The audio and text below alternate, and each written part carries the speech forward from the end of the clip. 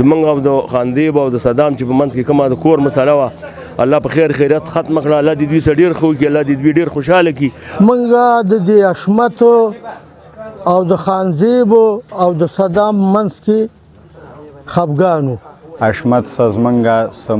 تنازعه وه، هغه زمونږ د دې مشرانو په کوشش سره الله پاک نن ختمه کړله. یو فریق چې خلاف ورزي ورکړه 10 لک روپۍ دوی جرمانۍ. موږ او ستاسې تنازع چې جوړېږي نو ګورې د ناانیت نه جوړېږي، د فرعونیت نه جوړېږي، د تکبر نه جوړېږي، د لویۍ نه جوړېږي.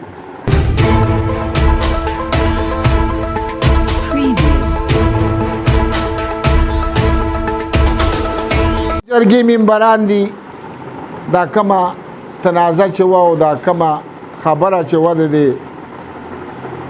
غازي کاله د بعضې کسانو او د انکخیل هم پکې بعضې کسانو د خپلوالۍ او رشتهدارۍ په بنا سره د هغوی له بد او د حشمت او د دوی په منځ کې زنانه وې پکې، نو هغه له بدوالي په وجه باندې د دوی ډېر زیات د یو بل سره تعلق هم کټ و، د یو بل سره ناسته پاسته هم کټ وه، بلکې د یو بل سره حتی که چې د یو بل سره بغض او حسد نور هم زیات. دا ممبران راپاڅه د زیت الله خان حاجي صاحب، اقرار ملک ملتان او دارنګې چې دی که نه نوید خان او لیس، دا کسان نو په کوشش حشمت له مورزه او دغه صدام له مورزه او د هغې نه علاوه چې د خانزیب دلیل او دوی ټولو له، یعنی مطلب دا دی چې دوی کې د منډه ترله وواله خیر دی کې ډېر وخت تیر شو،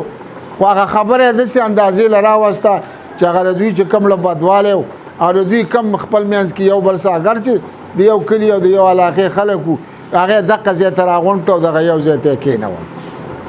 د دوی په کوشش باندې. بیا په هغې کې د پیسو سره لاړ کاړو او د مینې څه خبره وه پکې، مینه هم وه دغلته، نو د هغې خبره اتره دوی مینبران د جرګې چې کوم دي ډېر په سوچ سمج سره کېناست او د دې حشمت غریب هم ډېر تاوان شوی او ډېر زیات تاوان بیا یاداو، خو دا جرګې ممبرانو دا چل وکړو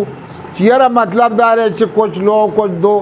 غټ لوړ او جوړ او دا ټولې راکته کړه، د هغه ټول تاوان نه 6 لکه روپۍ جوړه کړي، د هغه ټول تاوان نه 6 لکه روپۍ جوړې کړې چې دا 6 لکه روپۍ ټیک د حشمت ستا ډېر تاوان شوی دی، موږ ته هم پته ده او نن سبا عدالتونه او دا قیسې میسې دا تاوانونه ډېر دي،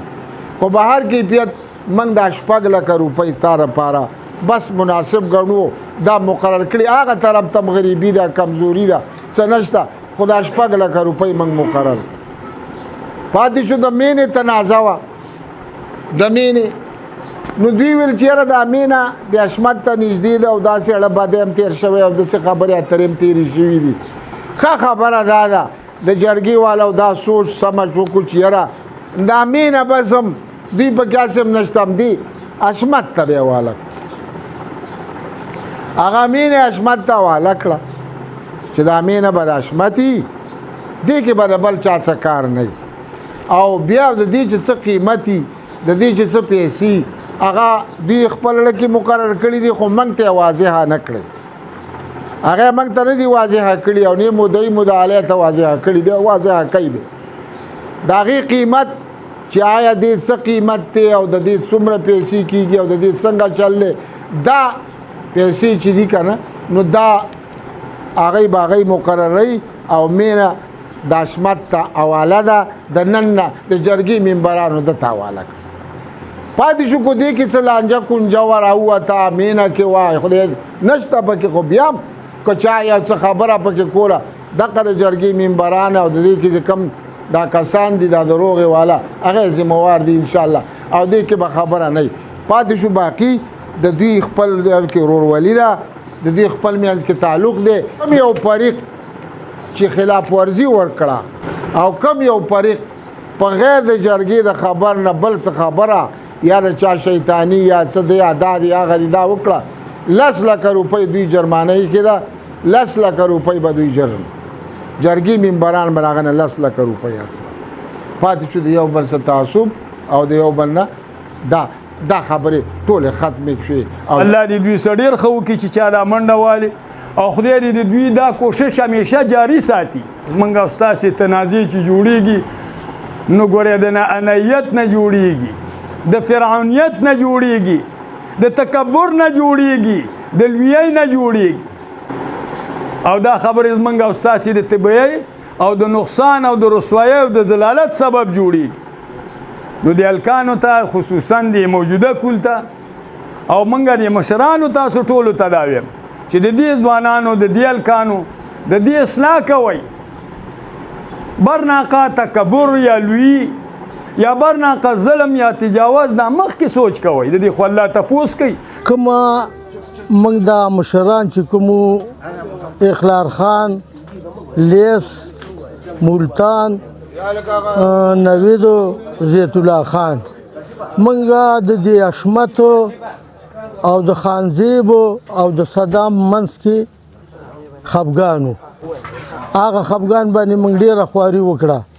موږ ډېره خواري به وکړه الله پوردګار هغه خواري زموږ په عمل راوسته چې خانزیب د تاج محمد زوی دی او اشمت د ریخم زوی دی صدام د لالشیر زوی دی د دوی منځ کې سړه بدوالی و دې کې څه د مینې مسله وه د مینې مسله وه هغه مینه موږ جرګې والا قیامت ته چولې دی خو موږ په جرګه ښکاره نه که هغه به موږ مدیانو ته پټ ښکاره کوو